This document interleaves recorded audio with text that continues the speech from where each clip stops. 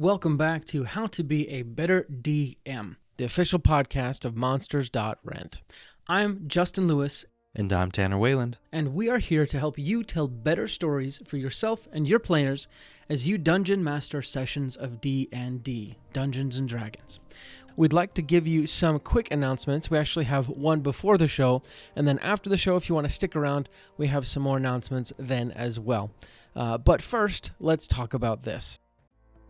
Tired of being alone? Are you tired of not having any of your players understand you? Are you tired of never truly belonging? Well, you're in luck. All you need to do is join the Guild. The Guild is a unique and exclusive experience that is only open to Dungeon Masters. It is a full community focused on helping ease your DMing burdens. Want to meet other DMs? Join the Guild. Want to discuss your homebrew ideas with people who would appreciate it instead of just telling your cat? Join the Guild. Want to find a place where all your wildest dreams will come true? Join the Guild. Go to monsters.rent/guild and sign up today for free. Wait, that can't be right. Chuck, can you check this again? Is this supposed to be... What? Oh, they're serious? It's free? Oh, okay. All right. Yes, go to monsters.rent/guild and sign up today for free, even though they are crazy for giving this away for free. Common side effects may include burping, sneezing, laughing, breathing, hearing, listening, tasting, farting, critting, sarcasm, and in extreme cases, explosive diarrhea. Awesome. With that out of the way, we can get into today's show.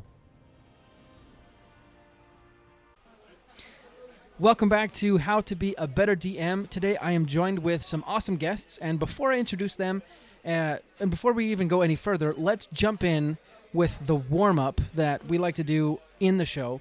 Really like getting to the story as fast as possible. So, Illideen, Bone Daddy, and Thorn, here's the prompt. I want you to think of the last group that you DM'd for, okay? Just take a second, think about that group in your mind, imagine the scenario, the story, all the players. Now, describe for me the character, if you weren't playing a character in that group, describe for me the character that you would like to have created and played as a player of that group, even while you're DMing. And anyone can go first or whatever. Yeah, I'll take this one. There is a race of people in my world that I'm DMing currently that they are Dragonborn sorcerers, but they're forced into being a Dragonborn sorcerer. So I use the psionic crystals.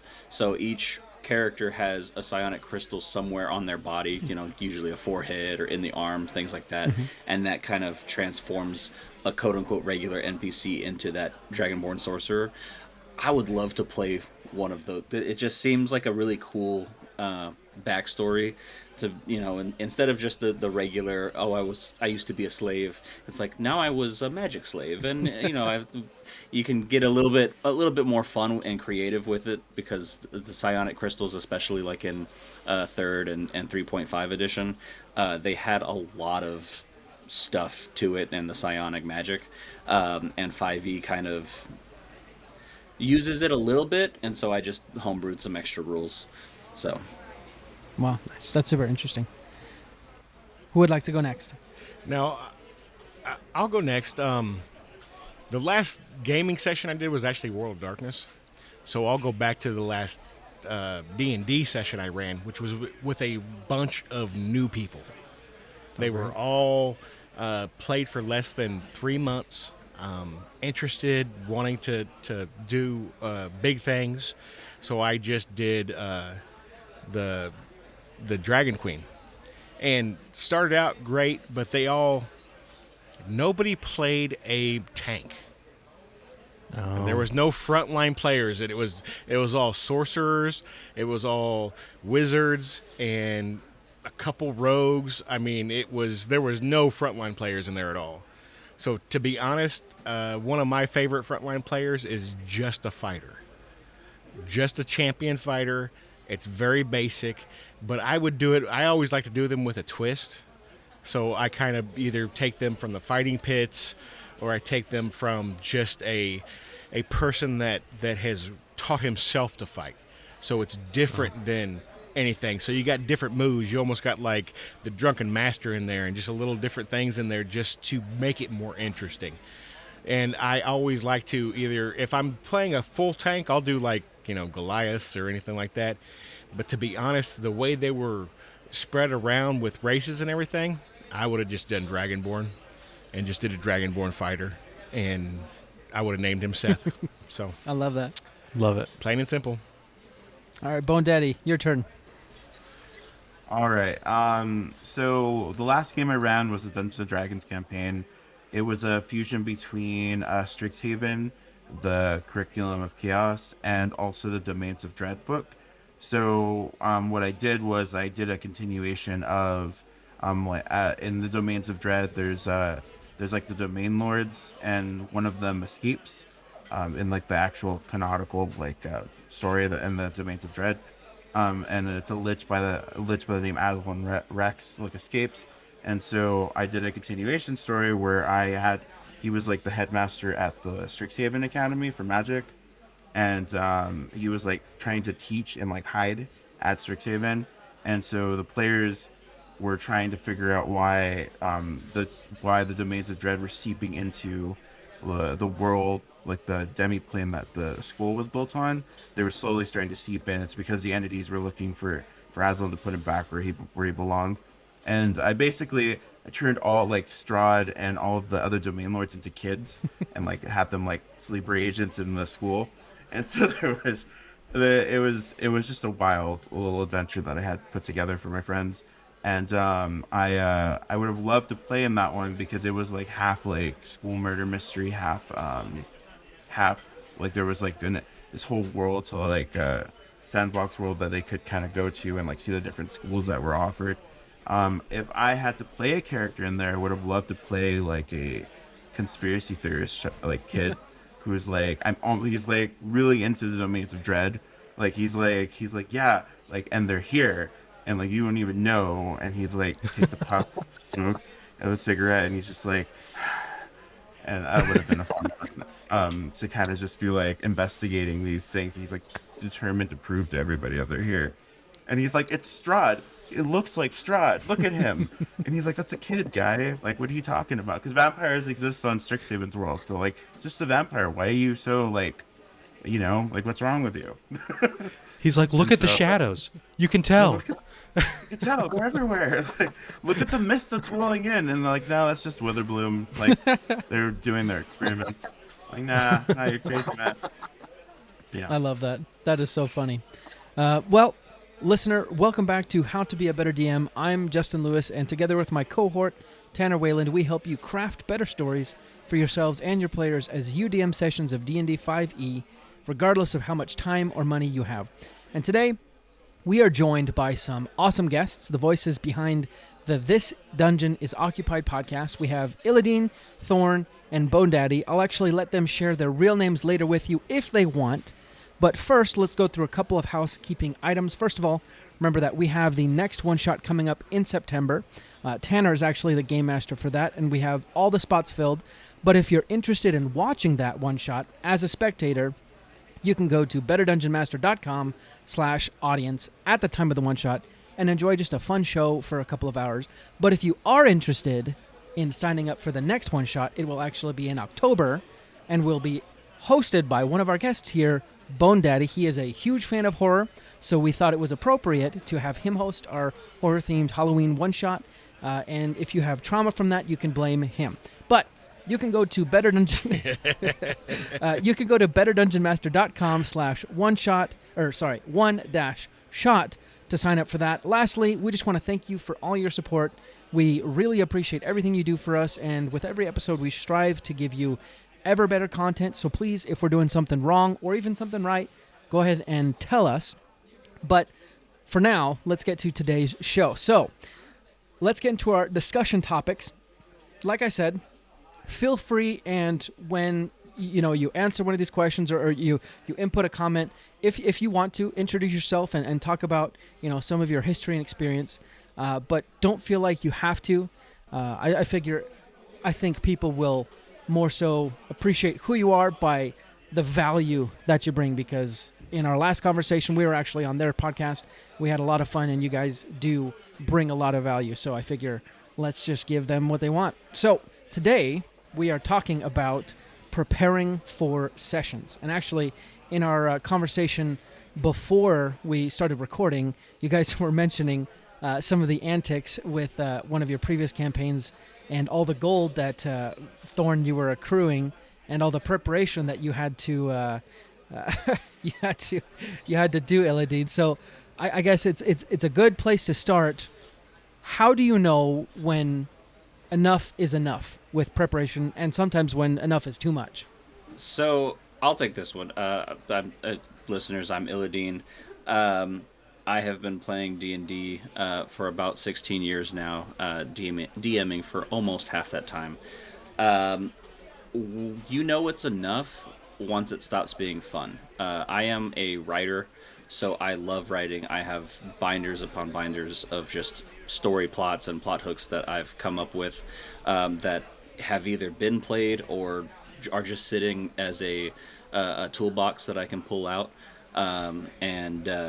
It's one of those things that if, in the case that you were talking about the gold, I was doing Excel spreadsheets of gold and salaries, and they had towards the end of the campaign, we went all the way to level 20. Towards the end, they had a keep that they had with employees, and so I had to make sure that, okay, well, this money's coming in, but this money's going out. And it was constant bookkeeping, and I almost paid for QuickBooks for my campaign because it got that serious.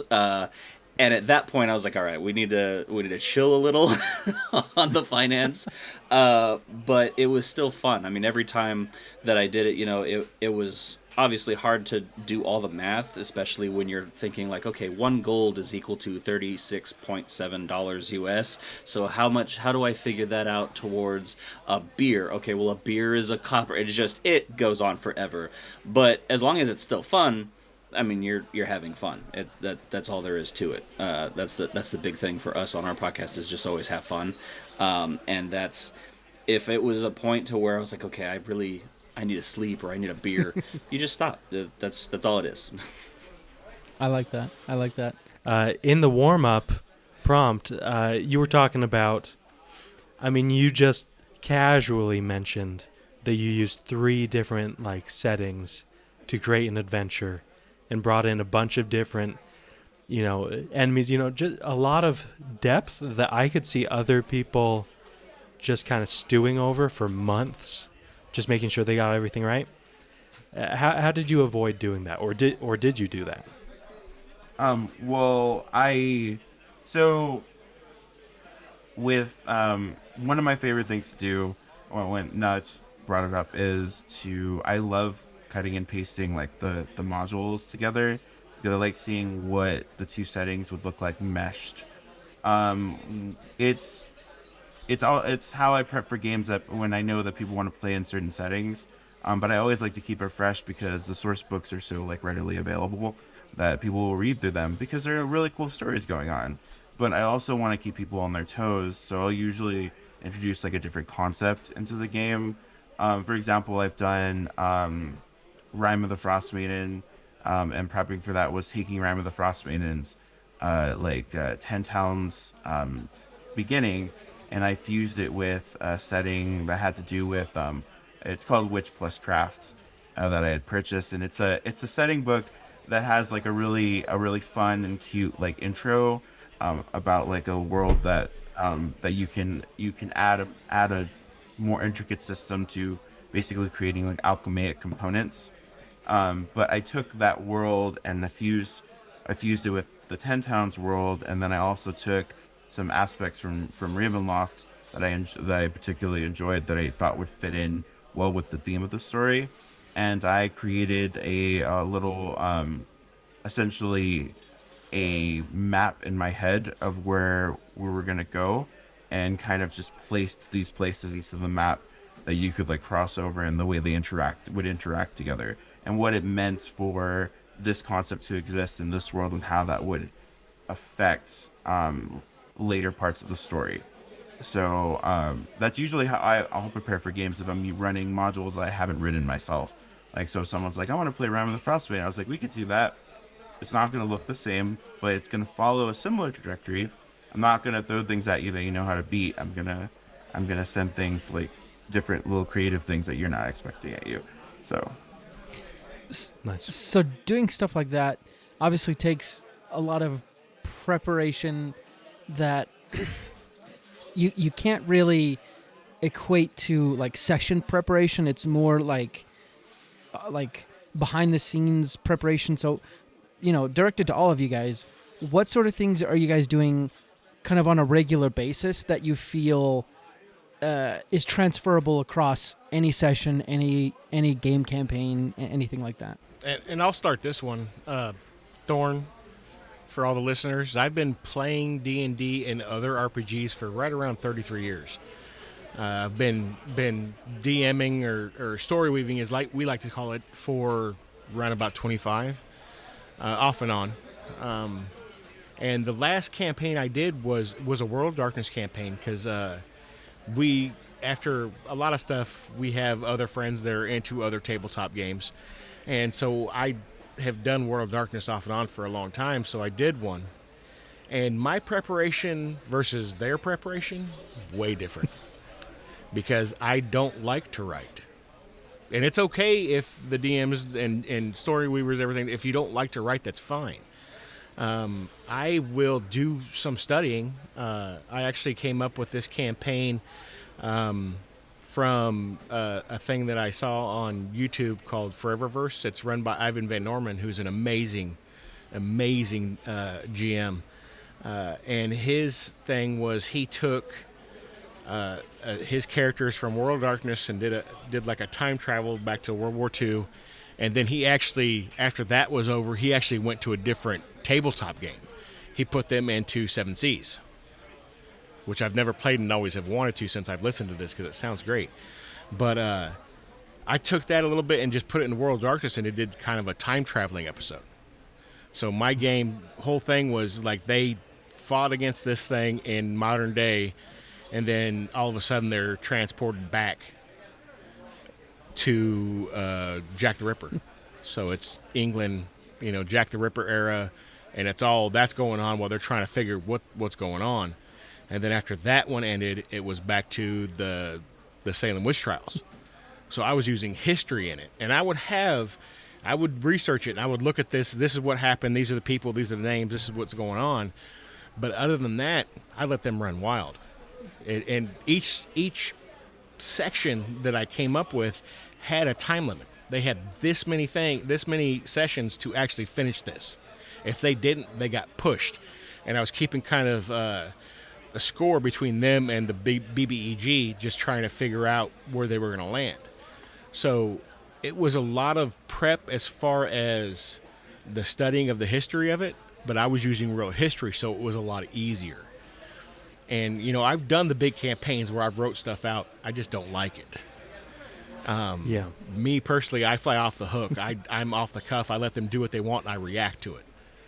And I think it goes pretty well for me. Not everybody can do it, but it seems to work well for me.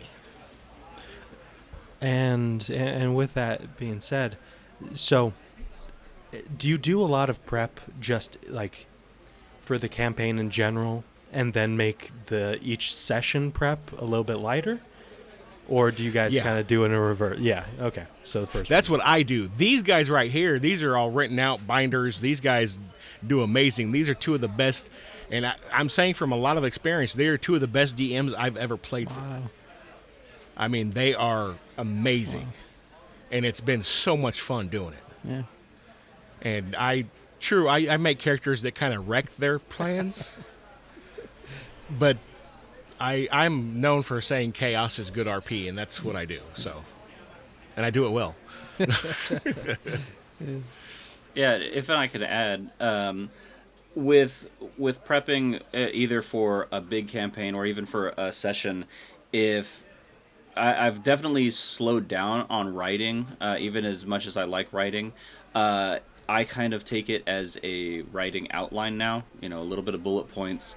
And as you get I don't want to say get better, but as you continue to DM and do even as a player, you are able to do a lot more improv and kind of go off of things that are second nature. I mean, Mark Twain says that there's no longer a original idea. Everything is going to be based off of something else, whether it's reference from a movie, reference from a book, poetry. It doesn't matter what it is. I mean, there's been so many humans on the planet by now that there's not going to be an original idea completely. It's just going to be twists of something else. I mean, look at the difference between Star Wars and Harry Potter. There's one orphan to another orphan. It's kind of the same thing, but still that nice different twist. It's kind of the same thing when you're prepping. If you have this idea for a story, if you have something like Bone Daddy was saying, a source book, use the source book, but at the same time make it your own. Because there's no way that you're going to memorize. I mean, maybe Matt Mercer, but there's no way that you're going to be able to memorize the entire source book, the entire lore behind something that's been going on longer than some of us have been alive. So trying to do that just puts undue stress. So have your bullet points, use other sources. I am a big user of fantasynamegenerator.com because I'm not coming up with 1,000 names for my cities. I have a city with a population of 1 million. I based it kind of off of San Antonio. I'm not coming up with all those names. So I have a little bank of 15 to 20 names that I haven't used for the party, and it's on the side of my computer. I use World Anvil to keep my notes organized. So when I'm there and go into a shop, I'm just looking at the name and going, yeah, that one, and then I copy and paste it to a note, and then it just makes it easier. So I think that's more my prep now, is just having a couple of quick PowerPoint or bullet point notes that I can look at and go, all right, this is cool, let's run with it. I love that. Okay. Go ahead, Tanner. No, it's just interesting. I think I'm noticing from a lot of you, you're saying that kind of like, hey, do a lot of the bulk of your prep maybe early on, like when you're writing the campaign, but then for each session afterwards, don't stress over the nitty gritty of each session. Am I wrong about that? Yeah, No, that's... Sorry. No, go ahead. Oh, go ahead. Oh, that's so. When I think like the bulk of the campaign at the beginning with notes and things along those nature, I usually, the way I start my beginning bulk prep is I look at what the goal of my campaign is going to be. So I have my story in mind, and I break down specific story points that I want to touch on things. So the end, of course, like what I want my ending to kind of shape and look like, the general goal, and then I break down what needs to happen in the story, and I kind of branch it out. I'm like, so there's possibilities I can go from each of these points, but these are points that I want to hit on, and that makes it a little easier to kind of prep for me, because at that point I'm a little more flexible. So as long as I reach point A, or a general form of point A, then I can, doesn't matter how they get there. So like it gives the opportunity for improv. It gives the opportunity for any kind of like offshoot they want to do, and I kind of just weave it around that. Essentially, I just branch off there, and then it's not always a straight line. They'll always go down the path that I presented them. So it's kind of like a curve around. But I'll write out notes on the side. I'll be like, in case this happens, this is a possibility. Just kind of to think about it, and then I just play it off when they get there. So like I'll think of what would be the next reaction, what would be the next thing they do, and then I'll play my story off from there. I like it. Okay. Illideen, you wanted to add to that, I think? Yeah, it's kind of the difference between railroad and sandbox campaigns. Railroading is a very direct line. There's these walls, kind of like a bowling alley. You can only go one direction. The sandbox, it's a little bit wider. I do like to think of a sandbox, it's still a box. So you still have the parameters of your campaign, but your characters and your players can go basically wherever they want. And one of the things that I like, because I've been a player in a railroad campaign, and, sometimes it works, but if you are the type of person that kind of gets upset if your players don't follow a plot hook, instead of saying no, this is how it's going to go, and forcing the story that way, take the plot hook and move it in the sandbox. There's nothing wrong with the town that they didn't go to. Just move it. If it doesn't make sense that, if you're in a ocean town and everybody was merfolk and sea elves and things, and now they're in the desert, well, great. I mean, now they're Ganassi, now they're Dragonborns, whatever. Just change that. You don't have to change the names. You don't have to change the towns, all that other hard work that you did, that you thought of, or even just looked at and copied. Copy and paste it somewhere else. It's kind of railroady, but it doesn't feel that way anymore. So that you can still use those things and still have fun with it instead. Because being in a true railroad campaign can be extremely boring. Mm-hmm. It's less railroady and more stress reducing for the DM. Right. Kind of talking about how you guys kind of prefer to do a lot of prep work up front in the campaign. What sort of things do you need, or do you think need to be covered, or at least thought about, just for our newbie listener out there who wanting to run their first campaign? You're saying, hey, if you're gonna start a campaign, you need to have these things at least started in your mind in order to start correctly. Well, the one thing I would say, and it kind of sounds counterintuitive, is you have to think about the ending. Because all campaigns come to an end, or at least an arc does. You have to think about how you imagine it ending. And you can't be hurt if it doesn't end that way. So what I do is I think of how I want this to end. I think of the campaign and everything and how I want it to end. And then you kind of work backwards. You say, okay, so they got to go to here, they got to go to here, these things need to happen, or they don't. There's a ways around it. Like me, I am known for just changing mind on the fly. So if your characters come up with a good idea, or if they come up with a really roundabout way, or just something that's very creative to get them to a certain step in it, let them do it. Because it makes for a better story. I mean, you don't have to think of everything. That's one thing I've learned over the years I've playing, is you do not have to think of everything, because your players can think up of a lot. Use them. But I think one of the most important things to think of is just the ending. You got to figure out how you want it to end, because it can't go on forever. I think with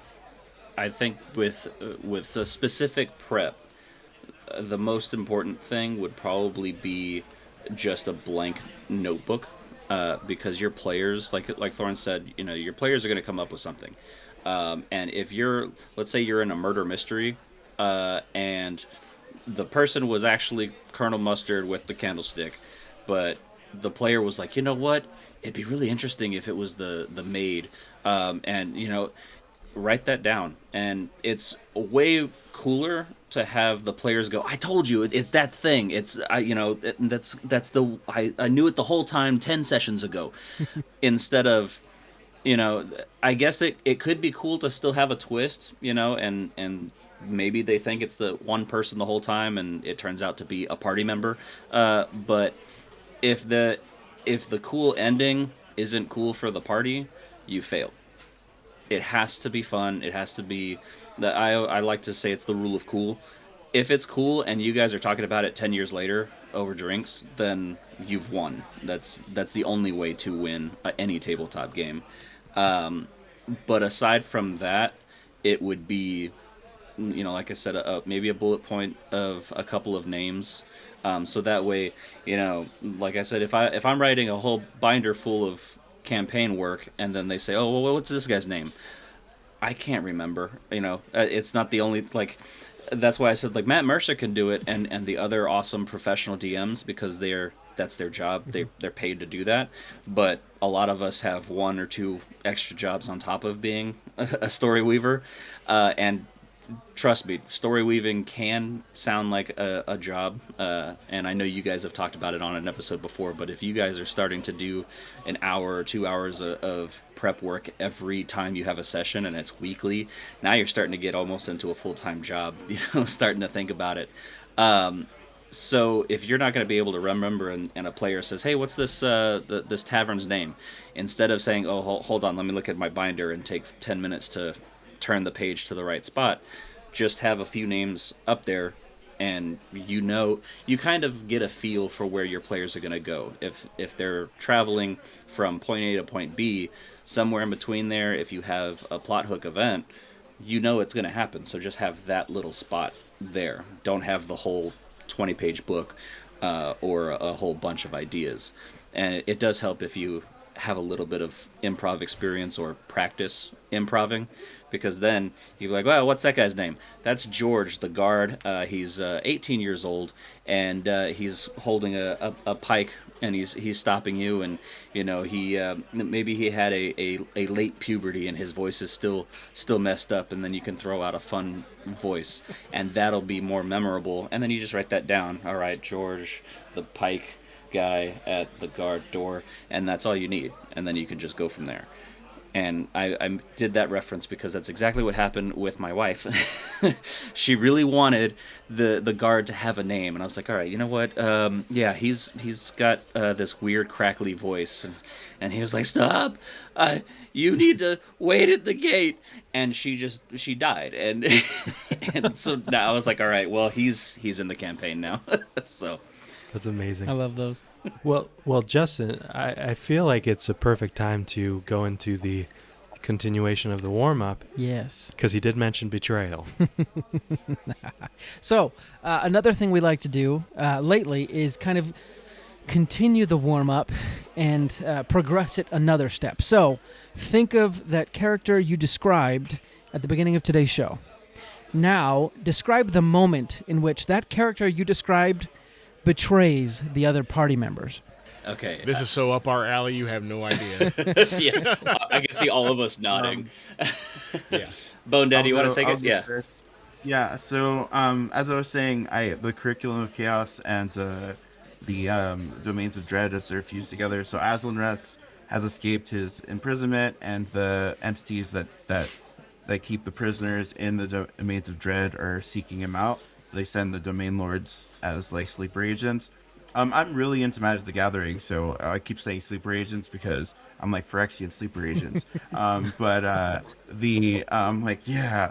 And so my character is working with the party, and then Aslan Rex finally reveals himself, and my character's head like explodes, and there's like a little little weird like elder brain in there, like a tiny elder brain, and it's like finally, because one of the domain lords is an elder brain. That's completely crazy, and so it's like finally, and that's why he's so crazy, is because it's the elder brain just like kept itself dormant for a little while until the right time, and it's just slowly been reading everybody's information off their head. So the reason he's crazy is because he's like consistently getting feedback from everyone's like thoughts, and so that would be the moment he'd betray them, is once the reveal is done, and then he'd open portals to let mind flayers into the school. Oh my goodness! So he is the greatest conspiracy theory in and of himself. That's amazing. That's Yes. awesome. He's like, I knew it. It was me all along. Mind blown. I love it. That's funny. Yeah. For mine, because the whole quote-unquote slavery thing and being forced into this dragonborn sorcerer with the psionic crystal, I would add that in his deep backstory, he volunteered. Maybe the BBEG helped him sometime in his life, or you could even, if you wanted to get really spicy, you could multi-class him in a warlock, and his patron is the thing that he's trying to help, especially Archlich patrons. It is a really awesome patron to have. The spells in there are amazing, but I would have it where, the patron asked him, to do this thing, and he's, well, I need a little bit extra power, and he gave him a psionic crystal instead of just giving him extra spells, along the warlock list. And he says, here's this crystal, it takes a sacrifice, and just jabs it in, and he's a dragonborn sorcerer / warlock.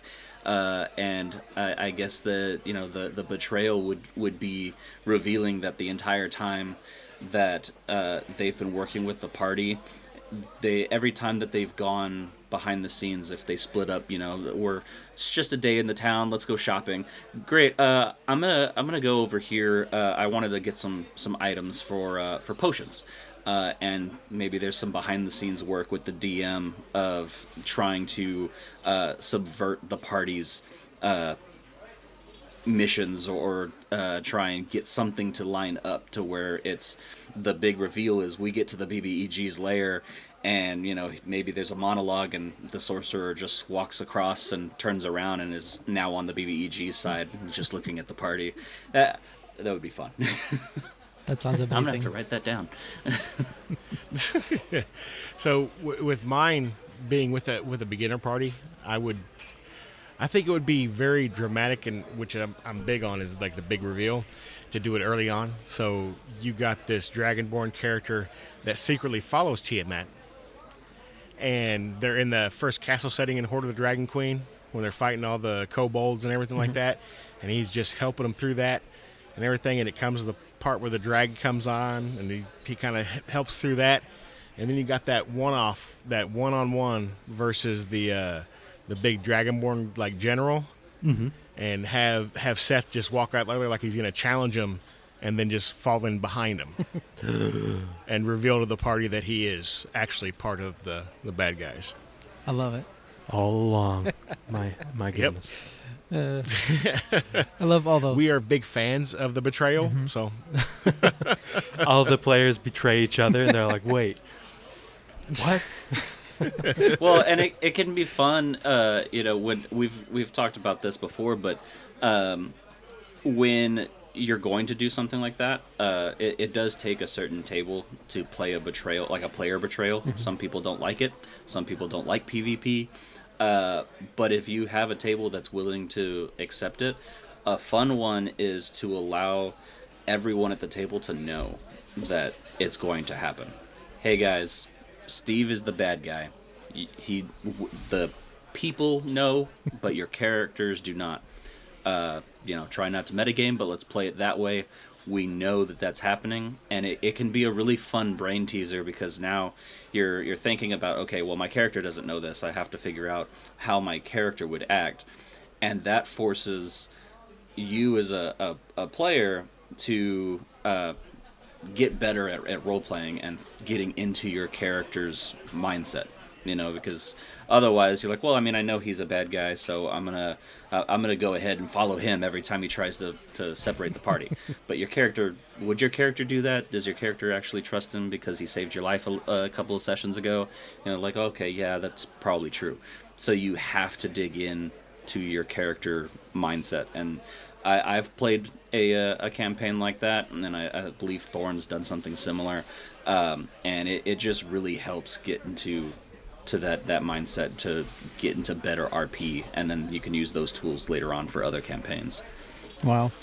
Yeah. I love that. Nice. On that note, you mentioned that, one of the best things for preparation is to be really good at improv, or at least have some practice. So what sort of things have you guys done, or have you heard of other people doing, or would you recommend for practicing improv or getting better at it, so that way that aspect of session preparation or campaign preparation is taken care of? My favorite game to play is What If, and it's all it is. And I've been doing it since I was a kid, because my dad likes to write, and so he likes storytelling. and we'd always think of these what if scenarios. So what if you're walking in the woods and you see a paw print and you want to take a look at it. What are you doing? And, of course, my dad did 30 years in the Marine Corps and I was in Boy Scouts, so a lot of it had to do with real life. He was kind of teaching me life lessons, but we took it a step further and added on that fantasy level, because obviously, if I'm a kid, I'm like, well, what if the bear was flying and he landed right there, and I mean, my dad would just take it and go with it. But if you play that with your friends, or even with playing by yourself and thinking about it through your head, like what if this happens, what if that happens, you kind of build your own toolbox and toolkit of improv stuff. So when Thorn, the chaotic dude that he is, throws a new mercenary group of warlocks at me, I go, great, yeah, there's mercenary warlocks. They all dress exactly the way you described your character, and they are now the Divine Aeon. And write that down. Cool. The Divine Aeon has, obviously, it's a mercenary group, so they have a head guy, and the head guy is going to be, I don't know, Bobbert, and just keep on going from there. But all you're doing is just playing that what if, that add-on game, and just adding to it. A lot of that came from my reading background. I read a lot of books. I watch a ton of content. I mean, I keep mentioning Matt Mercer because I've seen almost all of Critical Role. Dimension 20, all those things. If you watch those things, it's absolutely impossible not to soak up some of that creativity, because I mean, even watching a regular TV show on like Netflix or something, you're getting somebody else's story. And so now that story is at least in the very back of your mind. And if something just happens to trigger it, then you just play off of it. Yeah, I love that. Now, I did something very similar, like back in high school. We would start a story, I had a pretty large group of just like nerds, friends. We were all just playing D&D and stuff like that. So one person would start a story, and then the next person would take it over, and then the next person would take it over. And when you do that with 5 or 6 people, you can get a pretty in-depth story going on. And so it was very similar to what Illideen said, but we were just telling whichever kind of story you want. And I mean, it was fun. We do it. I mean, sometimes we do it for hours, just in a circle, keep going. And it really taught me a lot about improv, about coming up with stuff just on the fly. But one thing that we've done for Raven, because she wanted to learn more about coming off the cuff, is she just ran a campaign with no prep. Oh, wow. And had us in it. And that's always a lot of chaos. So it's taught her a lot about where to go when somebody brings up something that you're not expecting. And it really has taught her a lot about improv and coming up with the stuff just off a fresh mind. Also, one thing I like to do with newer players that I play with is if they're trying to learn how to work more off the cusp and off of and do improv, is that I'll have them come to a campaign with no idea what they're gonna expect, like no backstory, no nothing, and I just bring the barest bone of character of their character, like just a basic idea of what they want to be, and then from there we'll just build on it together. Like we'll go through and I'll present situations and scenarios like the what if situations that Illideen was talking about, and from those situations I'll build on to their characters for them, and they'll write down like this is an aspect of their story, and I'll have them come out with it on the spot, and I'll provide, like if they're stuck, which is a very common thing to happen, I'll provide little like anecdotes. Like I'll be like, oh, like do you think this is something they would enjoy? And then like kind of they would work off of that presented idea, and it would kind of like spark something else in them, and then we eventually just build. By the end of it, they build a character, and we've gone through like a little scenario that it could lead somewhere, it couldn't. Like I mean, it's just little situations, little conflicts we're dealing with. So that's awesome. Go ahead, Illideen. Yeah, there is a way for the story weaver to help new players, like the Bone Daddy was saying, is giving these prompts. If you are Let's say just in the middle of combat, and I cast Fireball. Okay, cool. You cast Fireball. How does that happen? How do you describe the Fireball? Does it come out of your hand? Is it a laser beam? Is it, whatever it is? Describe that, and that is the simplest way to. I use the word lightly, but force the player to roleplay, because they have to think of the detail. Think of a color of the spell. Think of how it shoots out. Do you have tattoos? Does your character use that tattoo to flow? And it kind of gets those juices flowing. And the other thing that I love doing is if they have a paragraph of backstory, just a paragraph can make a full-on book worth of story. It can make an entire campaign. And if you are in the campaign and these players have come, they come to you with even a one-sentence backstory. Okay, I was raised by wolves. Great. You know what's going to happen to your wolf pack? And it's something that you can twist, especially if you're doing a horror story. Hey, that wolf pack, they're now werewolves. And you have to either try and cure the lycanthropy, maybe you get bit, things like that can happen. And it can really be anything. One of our favorites that we like to talk about is Thorn and I used Lady Hawk, the movie, to come up with his dual characters. He played two characters at the same time that were twins. And we just kind of homebrewed a little bit of a mechanic, and by day, the sister was awake and the brother was a wolf, and the opposite was true. The sister was the hawk, and the brother was the elven form. And it was interesting that we came up with the basic concept, and then I said, you know what, it'd be interesting if Bane was the person who changed your forms. Maybe it was a curse. And using his backstory, putting it into the campaign, we had a whole, 6 or 7 session story arc just for his characters.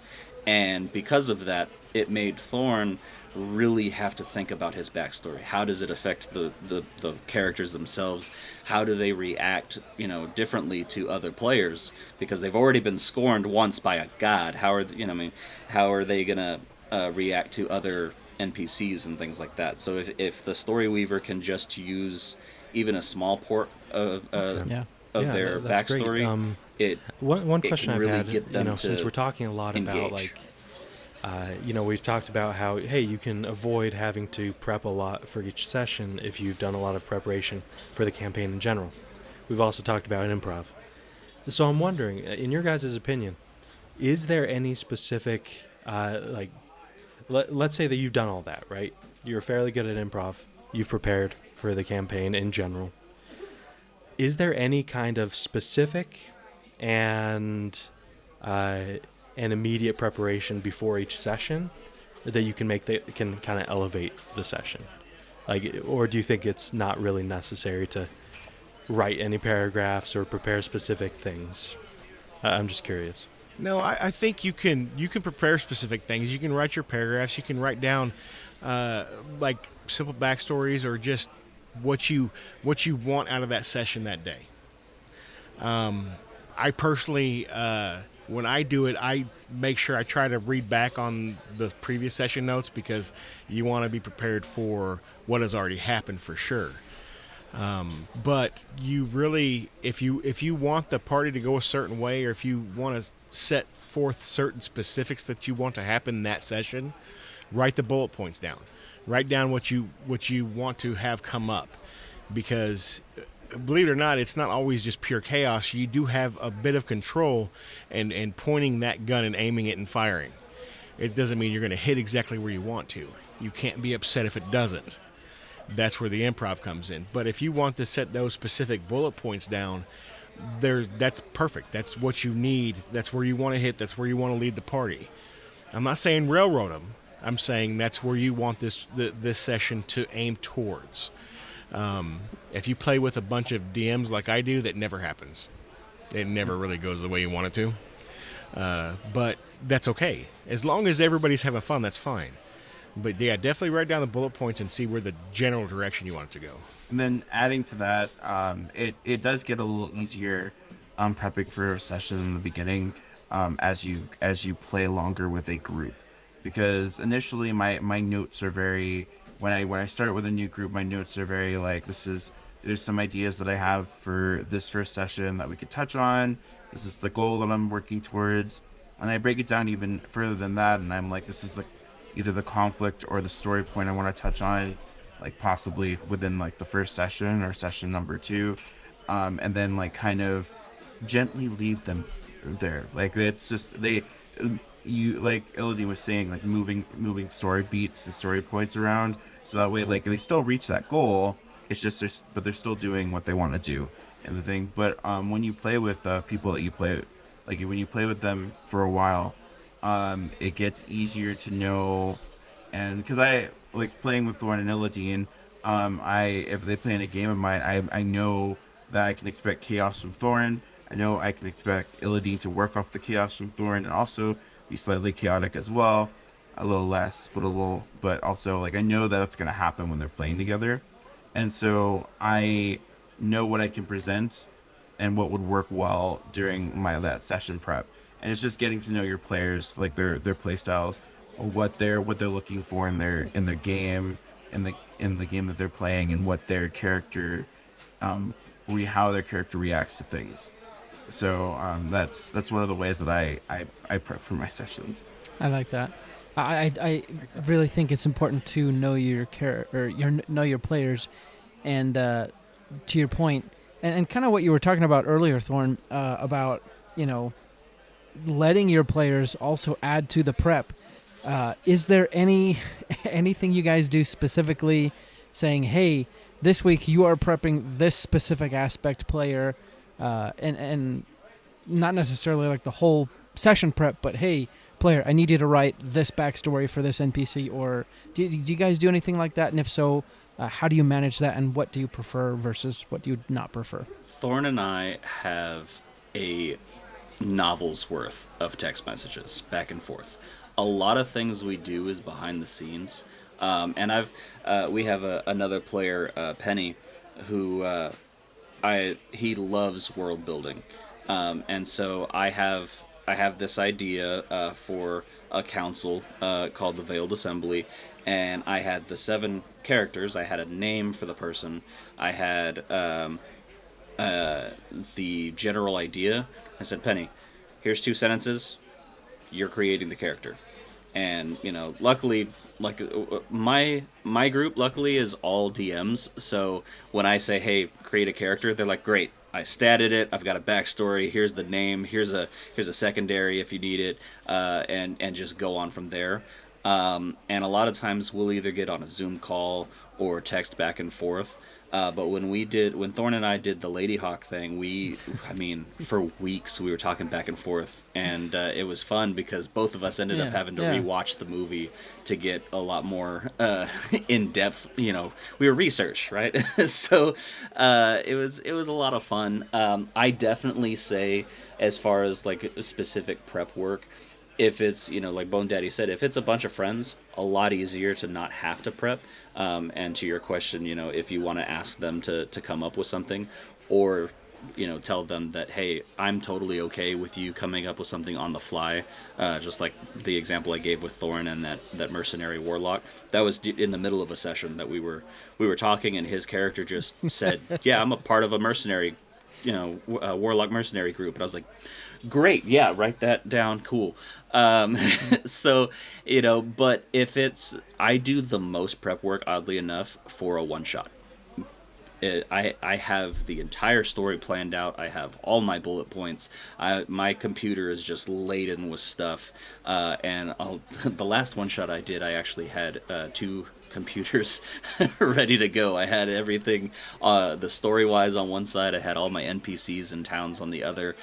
So that way it didn't ruin the immersion. If like, oh man, do I remember who this guy was? Okay, cool. Like instead, I could just look over really quick, and it helps to have I've volunteered at it's called San Japan. It's a anime convention here in San Antonio, and Bone Daddy did it as well.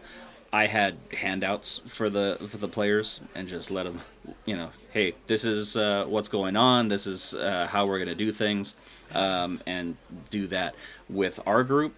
There's no way I'm doing that. I'm not printing anything out for these guys. I've been playing with them long enough to where I know that if I kill Thorn's character, he's totally cool with it. He prefers it because of the drama, and it's great because. Everyone else at the table, even though, like, let's say Raven, she hates her character is dying and will do everything in her power, including begging, like, different gods. Arc 1, she became a cleric for a god because she didn't want her character to die. It was interesting. So it was a wizard cleric multi-class. But with Thorn, if I quote-unquote accidentally kill his character, the rest of the table still gets that feeling of drama, but I haven't hurt Thorn's feelings. We've talked about it many times. Hey, what can I get away with your character? He was like, I don't know, rip an arm off, it's fine. It's just what we do. So like I said, like playing with friends, you can get away with a lot more.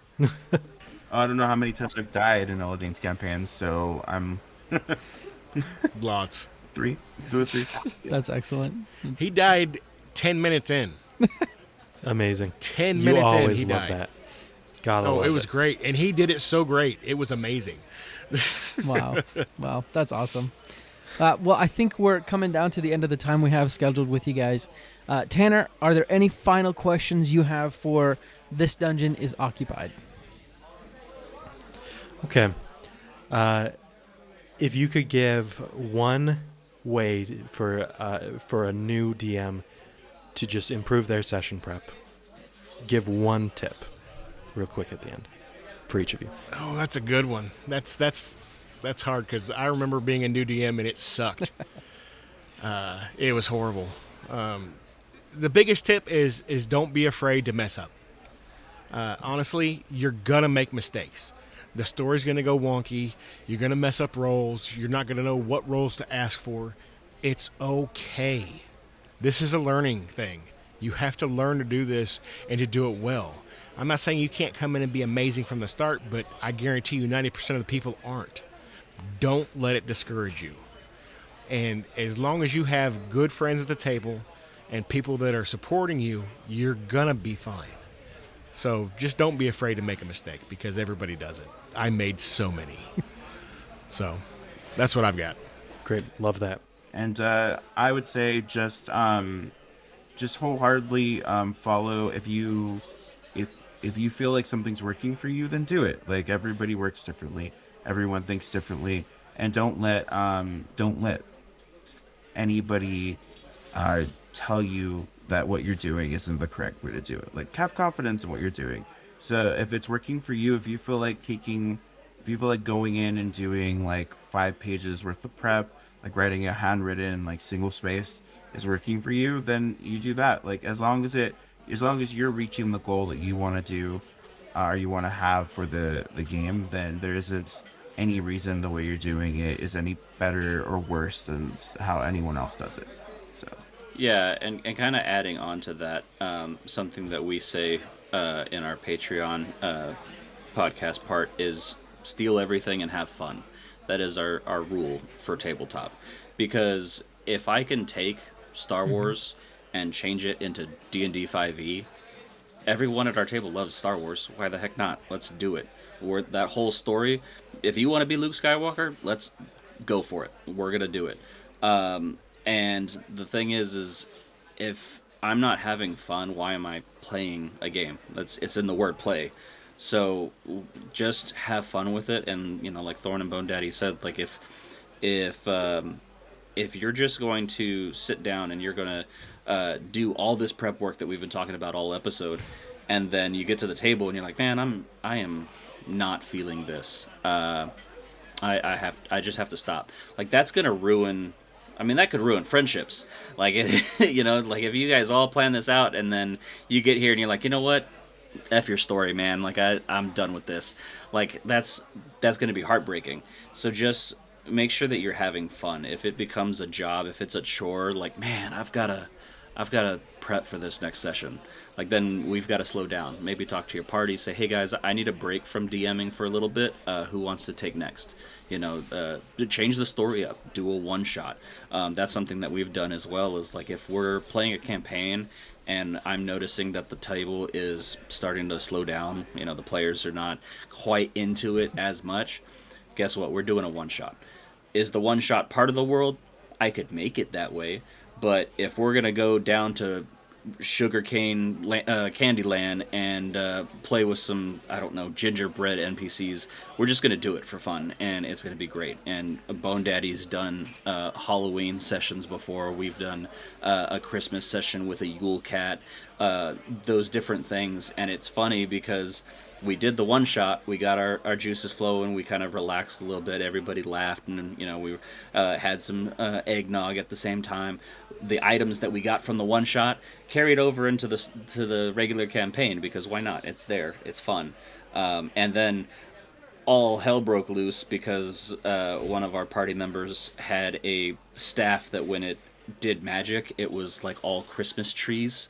And like tinsels and things like that, and so like if we were in the Halloween town and like, all right, here's a Christmas tree, poof. And so but just having that fun, it lets you breathe. That's the most important part. Well, all of that is super insightful.